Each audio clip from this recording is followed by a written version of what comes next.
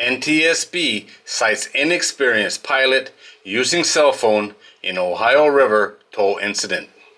This is from the Maritime Exclusive, and it was published on the 24th of April 2025. The NTSB released a report on a 2024 incident in which a towing vessel moving coal barges struck a veined dike on the Ohio River, resulting in an estimated $1.3 million in damages to the barge, cargo, and dam rates. It found that the pilot did not effectively compensate for the outdraft current while navigating out of the locks near Louisville, Kentucky, but that a lack of communication, an inexperienced pilot, and the use of a personal cell phone contributed to the incident. The report recognizes that the upstream section of the McAlpine Locks and Dam is uniquely difficult to navigate even under ideal circumstances.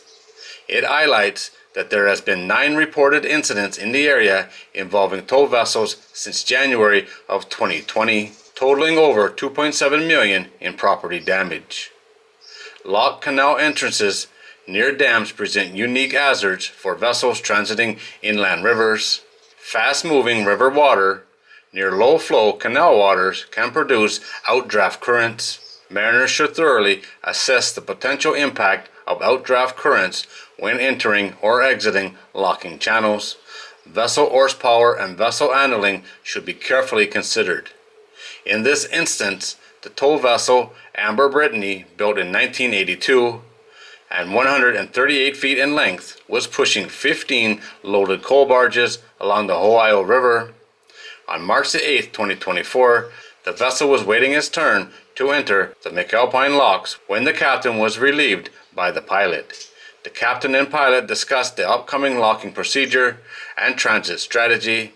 The captain recommended favoring the left descending bank to avoid the effects of outdraft. He also warned of showing on the left descending bank. During the investigation, it came out that the company personnel was under the impression that the pilot had previous experience operating tows on the Ohio River. However, the pilot told the Coast Guard and NTSB investigators that he had not previously operated on this river. This led the NTSB to the conclusion that the pilot's inexperience in the challenging locations contributed to the contact. An analysis of the AIS signal showed that as the tow vessel was exiting the lock area, its course altered to port. The pilot blamed an outdraft current, saying he had attempted to counter it, and then realizing the tow was going to contact the veined dike, he attempted to land as softly as possible. The second barge contacted the veined dike mooring cell, and the tow broke apart. 10 of the 15 barges broke free and floated downstream. One of the barges ultimately sank. Another barge began taking on water and was pushed into the bank. Further investigation, however, revealed that the pilot was also on his personal cell phone. Records indicate the pilot was using the phone just before the contact. The first in a series of outgoing and incoming text messages coincided with the Amber Brittany's departure from the sailing line. In all, the NTSB reports that the pilot sent 16 messages, starting before the contact and continuing afterwards, over a 20-minute period, and made 2 outgoing calls after the contact happened. In the 3 minutes prior to contact, the pilot sent 3 messages and received 3 incoming messages. The NTSB warns that mariners should avoid using mobile phones, especially while maneuvering in unfamiliar areas or restricted navigation.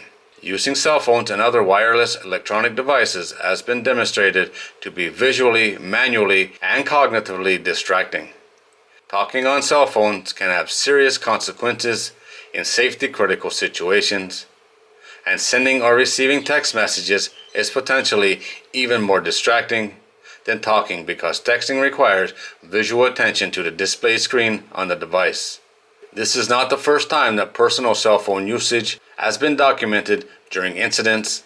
The NTSB said the pilot on the container ship Ever Forward was busy on his personal cell phone when the box ship grounded in the Chesapeake Bay. That same year, a bulker and an OSV were in a collision 66 miles south of Port Fourchon, Louisiana. The master of the OSV later admitted to the NTSB that he had made a personal call using his cell phone and was using dictation to send personal text messages.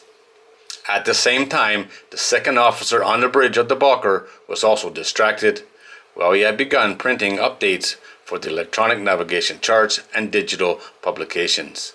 NTSB, in his role, can only conclude the possible cause of the incidents. The U.S. Coast Guard and other local authorities are responsible for the regulations and disciplinary actions. The Coast Guard has also issued warnings against using personal devices which could cause distractions while navigating. Texting and driving is way worse than talking on the phone and driving. And we all know how many accidents that has caused over the years, and how many people have sadly lost their lives just from texting and driving. So doing it on a ship when you're supposed to be in charge of this vessel, especially in a difficult, tight situation, it just don't make any sense. How can a professional pilot, like, we're not talking some guy off the street, this guy's trained probably for years to get this job.